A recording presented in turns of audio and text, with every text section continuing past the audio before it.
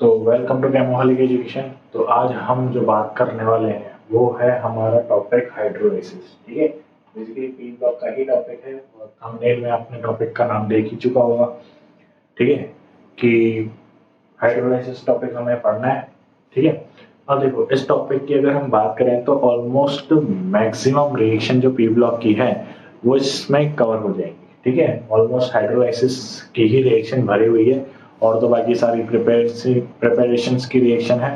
ठीक है, तो हाइड्रोलाइसिस की ऑलमोस्ट सारी की सारी रिएक्शन जो है वो हम इस टॉपिक में कवर करने वाले हैं। ठीक है, और पूरे पी ब्लॉक में सारे, चाहे नाइट्रोजन ग्रुप हो, बोरोन ग्रुप हो या कार्बन ग्रुप हो या फिर हेलोजन ग्रुप हो, ऑक्सीजन ग्रुप हो, सारे के सारे जो भी पी ब्लॉक के सारे ग्रुप्स हैं, हम सबकी सब कंपाउंड्स के हाइड्रोलाइसिस जो भी रिएक्शन है वो सारी एक साथ देखने वाले हैं। ठीक है, तो बेसिकली हमें पढ़ना है हाइड्रोलाइसिस।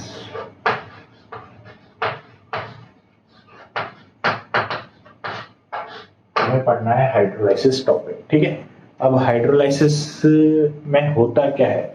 हाइड्रोलाइसिस में होता है बेसिकली एडिशन ऑफ वाटर। ठीक है, H2O का एडिशन करते हैं। और हाइड्रोलाइसिस की अगर हम बात करें तो ये एक न्यूक्लियोफिलिक सब्स्टिट्यूशन रिएक्शन है, वो भी बायोमोलिकुलर। क्या है? Biomolecular nucleophilic substitution reaction. जिनको ऑर्गेनिक का आइडिया है थोड़ा बहुत, वो इस बात को समझ गए होंगे कि न्यूक्लियोफिलिक सब्स्टिट्यूशन रिएक्शन क्या होती है। ठीक है, तो एक एग्जांपल से समझते हैं हम क्या होता है। तो देखो, जैसे मान लो कोई मॉलिक्यूल है।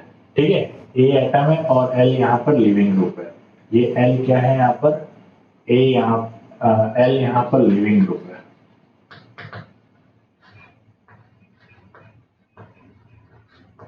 ठीक है, एल यहाँ पर लिविंग ग्रुप है और ए कोई एटम है जिसमें एक खाली ऑर्बिटल प्रेजेंट है। क्या प्रेजेंट है? एक खाली ऑर्बिटल प्रेजेंट है। ठीक है, और वहीं अगर हम बात करें, हमें इसका हाइड्रोलाइसिस करना है, यानी कि H2O मॉलिक्यूल का एडिशन करवाना है। ठीक है, अब ये H2O मॉलिक्यूल जो है वो एडिशन कहाँ से करेगा?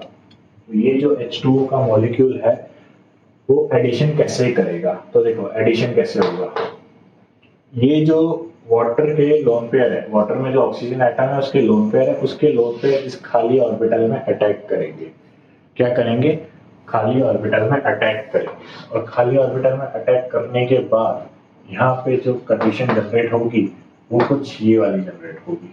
ठीक है, यहाँ से ये ऑक्सीजन, ठीक है, ये और ये ऑक्सीजन पे पॉजिटिव चार्ज। ठीक है, अब अगर ऑक्सीजन पॉजिटिव चार्ज फील कर रहा है तो वो न्यूट्रल होना चाहेगा, प्लस यहाँ से ये जो एटम है ये निकलना चाहेगा और यहाँ से ये ऑक्सीजन अपने इलेक्ट्रॉन ले लेगा। ठीक है, तो ये कंडीशन होने के बाद देखो, ऑक्सीजन पे पॉजिटिव चार्ज, वो हाइड्रोजन के इलेक्ट्रॉन लेके उसको एलिमिनेट कर देगा। ऑक्सीजन यहाँ से न्यूट्रल हो गया। उसके बाद ये जो लिविंग ग्रुप था एल, वो अपने इलेक्ट्रॉन्स लेके बाहर चला जाएगा क्योंकि ए ने एल को छोड़ के अब ऑक्सीजन के साथ बॉन्ड बना दिए। ठीक है, तो यानी कि यहाँ पर जो मॉलिक्यूल बना वो कुछ ये बना है। ठीक है, और यहाँ से एल और एच जो है वो एक नया प्रोडक्ट बनेगा। ठीक है, तो बेसिकली यहाँ पे कुछ इस तरीके से रिएक्शन हो रही है। ठीक है, देखो एक बार फिर से मैं बता रहा हूँ क्या हो रहा था रिएक्शन में। तो देखो रिएक्शन में हो रहा है कि ये एक कंपाउंड है जिसके अंदर एल एक लिविंग ग्रुप है। ठीक है, और ए जो है वो कोई एटम है। ठीक है, अभी हम इसको एक एग्जांपल से भी सॉल्व करेंगे। ठीक है, एग्जांपल से देखो कैसे, एक एग्जांपल से समझते हैं। ठीक है, ये तो एक नॉर्मल मैंने पैटर्न बताया। एक एग्जांपल लेते हैं हम BCl3 का। किसका? BCl3 का। BCl3 का मैं डायरेक्ट मॉलिक्यूल की स्ट्रक्चर ही बना दूं। ठीक है, क्योंकि मुझे समझाने के लिए बार बार स्ट्रक्चर ही बनानी पड़ेगी। तो BCl3 का मुझे हाइड्रोलाइसिस करना है। क्या करना है? हाइड्रोलाइसिस। ठीक है, ये हो गया BCl3 का हाइड्रोलाइसिस। H2O के साथ मुझे उसकी रिएक्शन करनी है। ठीक है, अब इधर देखो, आप अच्छे से जानते हो कि बोरोन के पास एक खाली p ऑर्बिटल प्रेजेंट है। ठीक है, देखो कैसे बोरोन की कॉन्फ़िगरेशन होती है।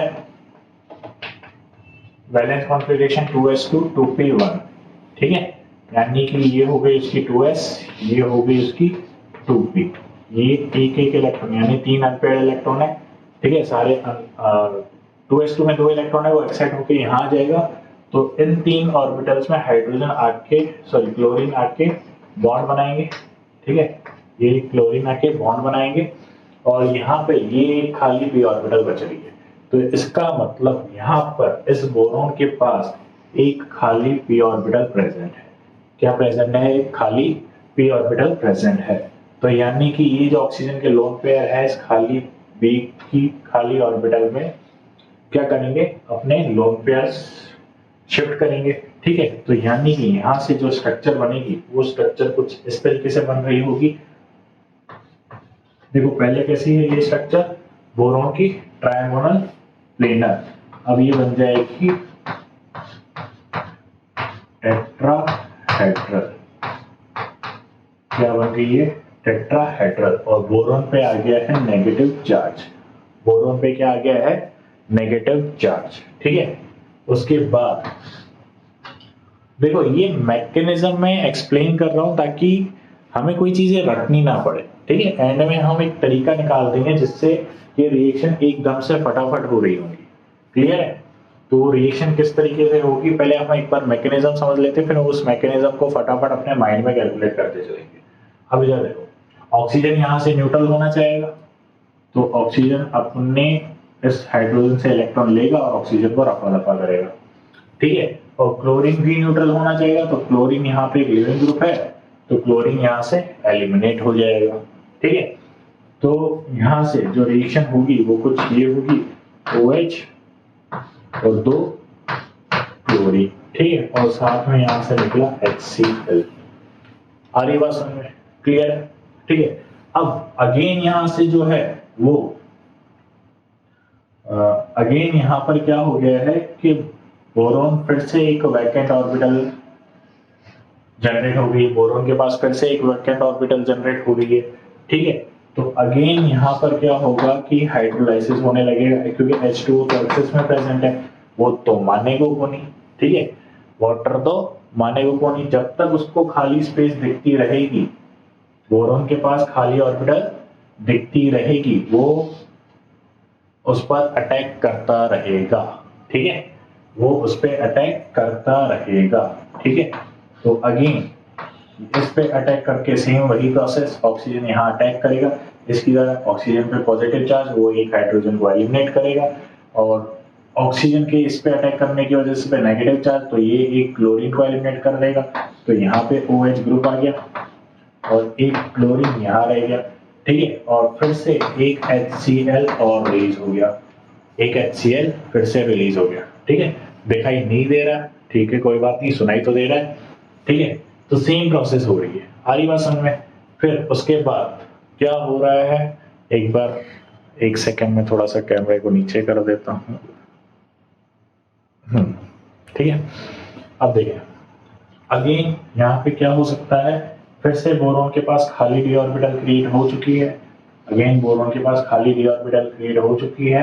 अब क्या हो सकता है कि वापस H2O, ठीक है, नहीं मानेगा, फिर से क्या करेगा, वो अटैक करेगा किस पर? इस खाली d ऑर्बिटल पर, और अगेन यहाँ से क्या बनेगा, बोरॉन OH OH और OH, और यहाँ से फिर से HCl निकलेगा। आ रही बात समझ में? तो ये हो गया एक हाइड्रोलाइसिस की रिएक्शन, ठीक है।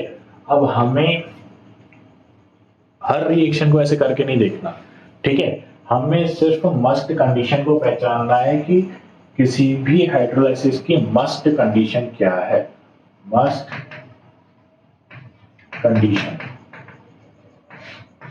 कंडीशन क्या है हाइड्रोलाइसिस की रिएक्शन होने के लिए?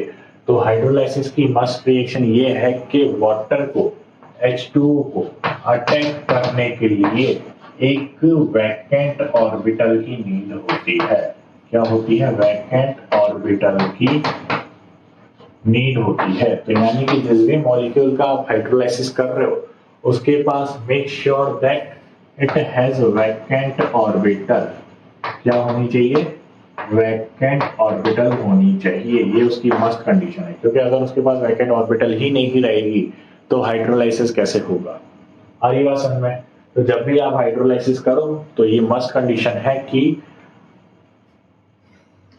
मॉलिक्यूल के पास, जिसका भी आप हाइड्रोलाइसिस कर रहे हो, उसके पास एक वैकेंट ऑर्बिटल होनी चाहिए। ठीक है, तो अब हम कुछ रिएक्शंस की प्रैक्टिस करते हैं, कुछ रिएक्शंस देखते हैं। ठीक है, और उन रिएक्शन का हाइड्रोलाइसिस होने के बाद क्या प्रोडक्ट बनता है उसको डिस्कस करते हैं। हमें करनी है कुछ हाइड्रोलाइसिस की रिएक्शंस।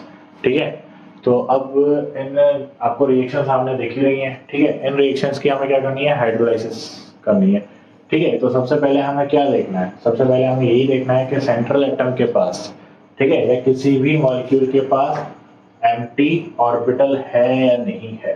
ठीक है, और मैं आसान सी ट्रिक बता दूं, देखो BCl2 है, ये लोन पेयर इस पे अटैक करेंगे, क्लोरीन बाहर निकलेंगे, देन क्लोरीन और बचा, फिर से दूसरा OH अटैक करेगा, और इस तरीके से यहाँ पे, ठीक है, दो OH आ जाएंगे और एक HCl आ जाएगा।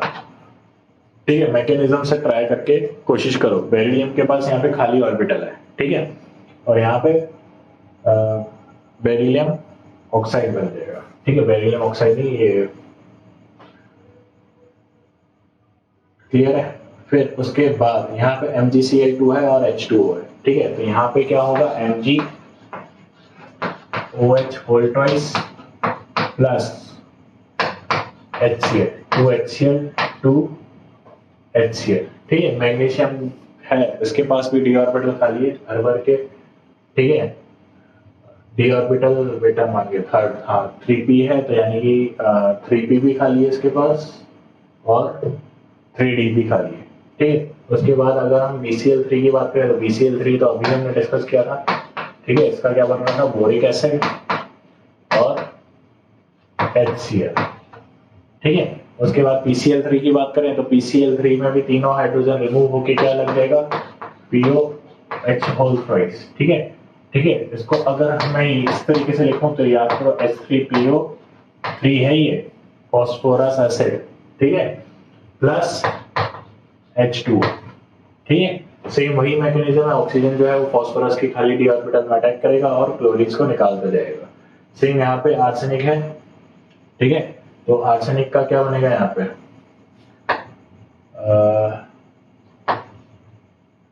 H3AsO3, ठीक है, प्लस H2O।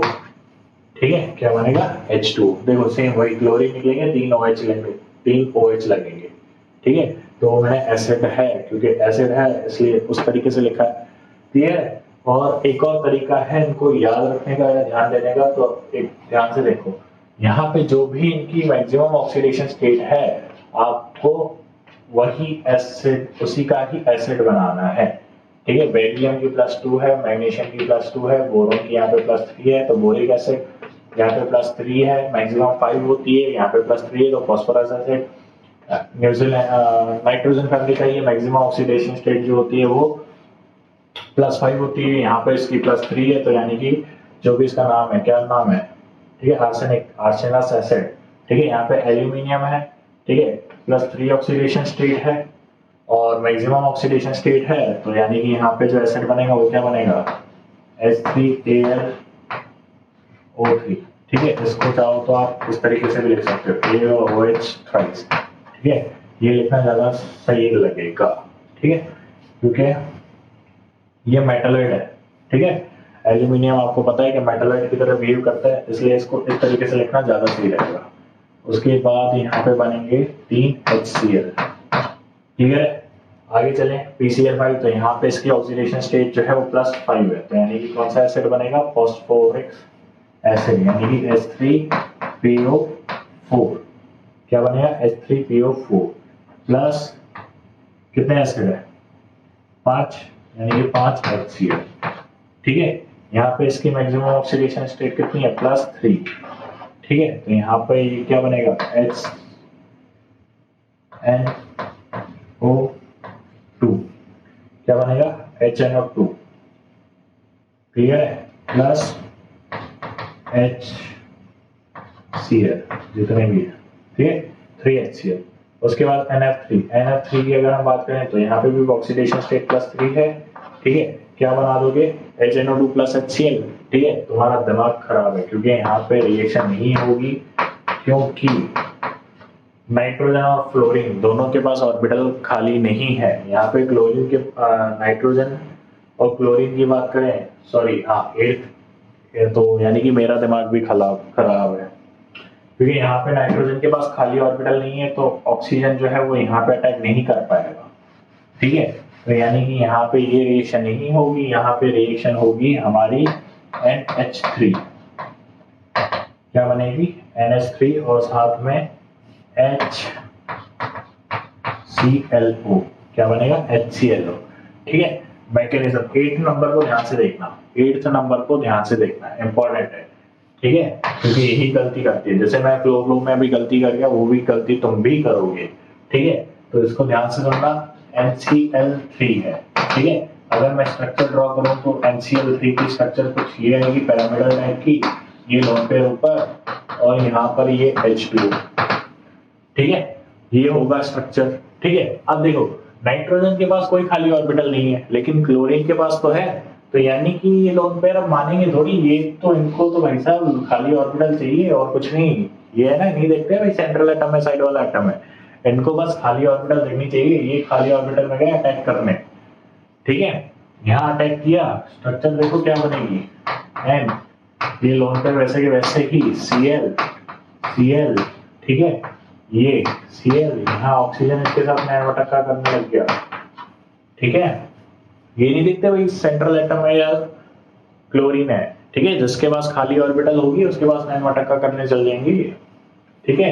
अब यहाँ पे आ गया ऑक्सीजन पॉजिटिव चार्ज, ठीक है। उसके बाद ऑक्सीजन पे आ गया पॉजिटिव चार्ज, तो यहाँ से हाइड्रोजन होना चाहेगा न्यूट्रल, या यूं कहूंगा ऑक्सीजन होना चाहेगा न्यूट्रल और हाइड्रोजन को ये बेदखल करेंगे, ठीक है। और यहाँ पे क्लोरीन ने किसी और के साथ बॉन्ड बना लिया, तो ये बात नाइट्रोजन भी सहन नहीं करेगा, तो ये इसको इसके इलेक्ट्रॉन्स देके, साथ में खुद का इलेक्ट्रॉन्स देके भी इसको रफा दफा करेगा, एंड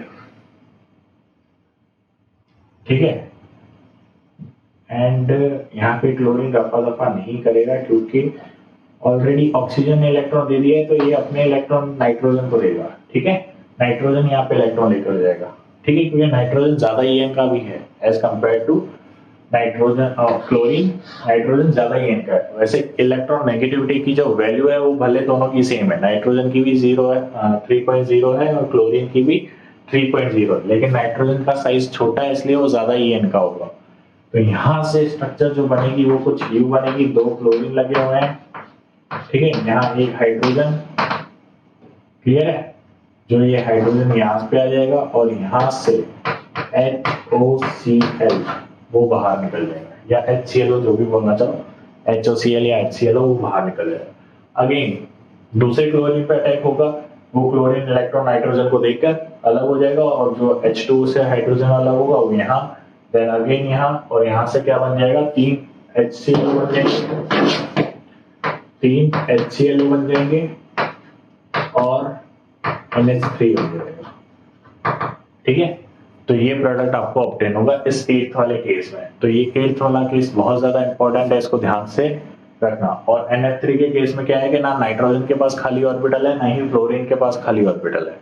तो जब दोनों के पास खाली ऑर्बिटल नहीं है तो उसका हाइड्रोलाइसिस हो ही नहीं सकता, इसलिए यहाँ पर रिएक्शन नहीं होगी, ठीक है। तो ये था कुछ कंपाउंड्स का हाइड्रोलाइसिस, ठीक है। अब थोड़े और मॉलिक्यूल डिस्कस करते हैं हम। इनको चाहो तो आप लिख लो या स्क्रीनशॉट ले लो, जो भी करना चाहो कर लेना। अब जो हमें हाइड्रोलाइसिस करना है वो करना है इंटर हैलोजन कंपाउंड्स के बारे में। किसके बारे में, इंटर हैलोजन कंपाउंड्स के बारे में हमें हाइड्रोलाइसिस करना है, उनकी हाइड्रोलाइसिस करनी है, ठीक है। तो वही सेम कंसेप्ट से चलेंगे जो अभी तक हमने सीखा है, ठीक है। तुम्हें यहाँ पे लोन पेयर दिख रहे हैं, ठीक है। क्या किसी के पास खाली ऑर्बिटल दिख रही है, किसके पास दिख रही है, क्लोरीन के पास, ठीक है।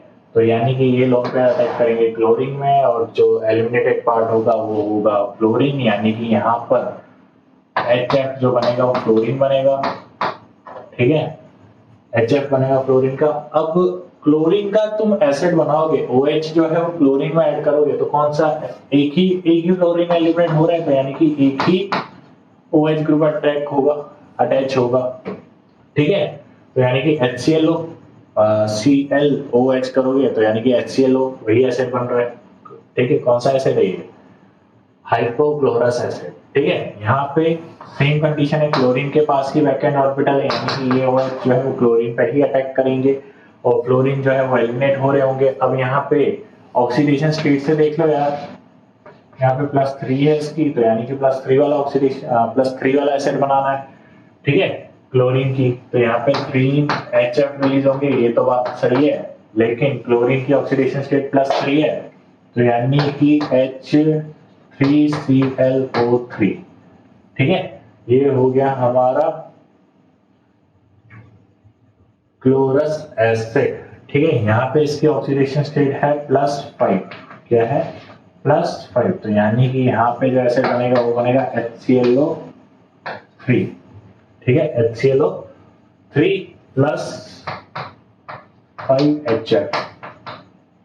+5HF। ठीक है, तो यानी कि यहाँ पे HClO3 बना है, यानी कि यहाँ पे ये बना है क्लोरिक एसिड। ठीक है, और यहाँ पे है IF7 जिसकी ऑक्सीडेशन स्टेट है +7, यानी कि मैक्सिमम, तो यहाँ पे बनेगा HClO4 +7HF, यहाँ पे बनेगा 7HF, HClO4 +7HF। ठीक है, तो यानी कि ये है पर क्लोरिक एसिड। ठीक है, यहाँ पे ये क्या बना है, पर क्लोरिक एसिड। ठीक है, यहाँ पे क्या बना है, ये क्लोरिक एसिड, यहाँ पे क्लोरस एसिड और ये हाइपोक्लोरस एसिड। ठीक है, तो ये सारे हो गए इंटर हैलोजन कंपाउंड्स का ऑक्सीडेशन, सॉरी हाइड्रोलाइसिस, ऑक्सीडेशन बोल रहा हूँ, हाइड्रोलाइसिस। ठीक है, इसी तरीके से 2-3 कैटेगरी के और कंपाउंड्स हैं जिनके बारे में हमें हाइड्रोलाइसिस पढ़ना है, उनको भी एक साथ कंप्लीट कर देते हैं। ठीक है, अब सारी रिएक्शन में एक साथ पढ़ाना है, मतलब सॉरी, अब जो हमें हाइड्रोलाइसिस करना है वो करना है पायरो एसिड्स का और पर एसिड्स का। ठीक है, कुछ ऐसे एसिडिक स्ट्रक्चर्स हमने बनाए थे, पायरो एसिड्स और पर एसिड्स। ठीक है, आपको याद होगा, और कुछ हमें करना है एसिडिक ऑक्साइड्स का। ठीक है, ये नीचे जो मैंने है वो सारे स्ट्रक्चर्स बना रखे हैं ताकि मुझे समझाने में आसानी है, क्योंकि ऑलरेडी वीडियो काफ़ी लंबा हो चुका है और मुझे नींद भी आ रही है क्योंकि 1:30 बज रहे हैं। ठीक है, तो आगे के जो भी ऑक्साइड एसिड का हाइड्रोलाइसिस है हम अगले वीडियो में ऐड कर देंगे, जिसमें एक छोटा सा टॉपिक ले लेंगे पी ब्लॉक का, इनर्ट पेयर इफेक्ट वगैरह, और बाकी जो थोड़ी बहुत रिएक्शंस है वो उसमें ऐड कर देंगे। ठीक है, ऑलरेडी ये वीडियो काफ़ी लंबा हो चुका है। देखो H2SO7 की अगर हम बात करें तो ये रही स्ट्रक्चर H2SO7 की। अब इसका अगर हमें हाइड्रोलाइसिस करना है तो बेसिकली कोई भी साइड से एक बॉन्ड तोड़ दो। ठीक है, इस साइड ऑक्सीजन है तो हाइड्रोजन दे दो और बाकी दूसरी साइड OH दे दो। ठीक है, तो ये वाला साइड क्या बन गया है, H2SO4। ठीक है, और ये साइड भी क्या बन गया, H2SO4, यानी कंप्लीटली इससे क्या बनेगा हमारे पास स्ट्रक्चर H2SO4। हमारी बात समझ क्लियर। उसके बाद अगर मैं H4P2O7 की बात करूं तो ये रहा H, तो इसमें भी सेम मैकेनिज्म, इधर ऑक्सीजन है तो हाइड्रोजन दे दो और बाकी जिसके पास कुछ भी नहीं है उसको OH दे दो। ठीक है, H3PO4, तो यहाँ से क्या बनेगा H3PO4, क्या बनेगा H3PO4, और चाहो तो वही जो मैक्सिमम ऑक्सीडेशन स्टेट वाला रूल था उसके साथ भी चल सकते हैं। यहाँ पे सल्फर की ऑक्सीडेशन स्टेट +6 है, यहाँ पे फॉस्फोरस की +5 है। ठीक है, उसके बाद अगर मैं H2SO5 की बात करूं तो देखो ये रहा H2SO5। ठीक है, तो यहाँ पर भी ये पेरोक्साइड वाला बॉन्ड तोड़े और यहाँ से क्या बनेगा OH, H इसको दे दो और OH यहाँ दे दो, तो ये बन गया H3SO4। ठीक है, और साथ में H2O2, यानी कि H3SO4 +H2O2। ठीक है, पेरोक्साइड बनता है, हाइड्रोजन पेरोक्साइड। ठीक है, उसके बाद वही H2SO8। ठीक है, तो इसमें भी देखो ये पेरोक्साइड बॉन्ड थोड़ा वीक से।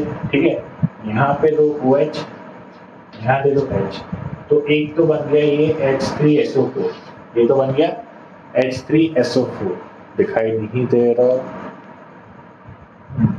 अब देखो, ठीक है, H3SO4 यहाँ से, और यहाँ से बन गया H2SO5 वापस से, और H2SO5 का वापस से हाइड्रोलाइसिस होकर क्या बन जाएगा, H3SO4, ठीक है, प्लस H2O2, ठीक है।